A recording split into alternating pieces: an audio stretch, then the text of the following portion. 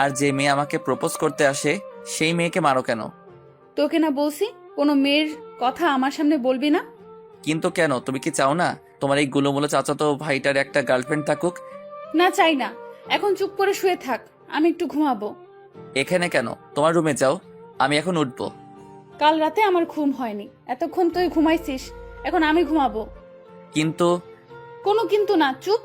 দেখো আপু, আমরা এখন বড় হয়েছি, এখন কিন্তু তোমার আমার রুমে ঘুমানো ঠিক না। আমি তোর রুমে ঘুমাবো, তোর বুকেও ঘুমাবো, দেখি কে কি বলে। জান্নাত আপু আমার বুকের উপর শুয়ে পড়লো। আপনারা কিছু মনে করবেন না, এটা নতুন কিছু না। প্রত্যেক দিনই এই মেয়ে আমার রুমে এসে এমন করে। তবে আব্বু আম্মু চাচা চাচি সবাই জানে, কিন্তু কেউ কিছু বলে না। জানি না এর কারণ কি। তবে এই মেয়ে কি চায় আমি নিজেও জানি না।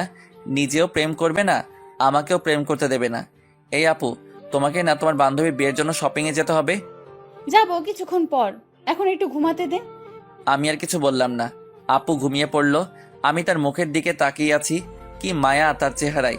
মন চাইছে শক্ত করে জড়িয়ে ধরে বলি, আই লাভ ইউ। আমি তোমাকে অনেক ভালোবাসি। তা মনে হয় এই জীবনে হবার নয়। ও, আপনাদের তো পরিচয় দেওয়া হলো না। আমি আরিয়ান, আপনারা তো আমাকে চেনেন। আর এই যে আমার বুকে শুয়ে আছে, ও জান্নাত, আমার প্রত্যেক গল্পের নায়িকা। ওকেও আপনারা চিনেন। আব্বু আম্মু চাচা চাচিকে নিয়েই আমাদের পরিবার। আমি এবার ইন্টার 3 বছরের ছাত্র। আর জান্নাত আপু আমার 1 ক্লাস উপরে। আশা করি এতটুকু পরিচয়ে আপনাদের জন্য এনাফ। কিছুক্ষণ পর খেয়াল করলাম আম্মু দরজার সামনে দাঁড়িয়ে আছে। আস্তে আস্তে আমার কাছে আসলো। এইভাবে তাকিয়ে আছো কেন? আজ আবার? তুমি তো জানো এটা রোজকার নাটক। এখন ওঠ, ফ্রেশ হয়ে আয়। আপু যে ঘুমিয়ে আছে।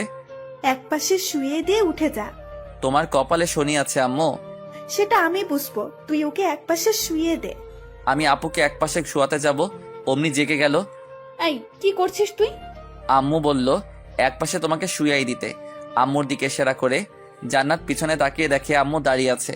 আমি ছাড়া পেয়ে ওয়াশরুমে ঢুকে গেলাম। শাশুড়ি, তোরে তো আজ খাইছি। আয়, একদম পাগলামি করবি না। জান্নাত গিয়ে আম্মুকে কোলে তুলে নিল। এখন তুমি আমাকে ঘুম পাড়াবে। আম্মু একটু চিকন আর খাটো মানুষ, তাই তাকে জান্নাত সহজেই কোলে তুলে নিল। আয়, আমাকে নামা, আমি পড়ে যাব। এত সহজে ছাড়ছি না। তুমি আমার স্বামীর বুক থেকে আমারে তুলছো, এত সহজে ছাড়ি? তাহলে কি করবি? জান্নাত আম্মুকে তার রুমে নিয়ে গেল। খাটের এক কোণে বসিয়ে তার কোলে মাথা রেখে বলল, এবার আমি তোমার কোলে ঘুমাবো। আমার কাজ আছে, যেতে দে মা। এত সহজে না। তুই এমন করিস কেন? কেন করি? তুই ওর গায়ের উপর শুয়ে থাকিস কেন? তুমি তো জানোই আমি ওকে ভালোবাসি, আর দাদু মরার আগে বলেছিল আমার ভবিষ্যৎ স্বামী তোমার ওই গুণধর ছেলে।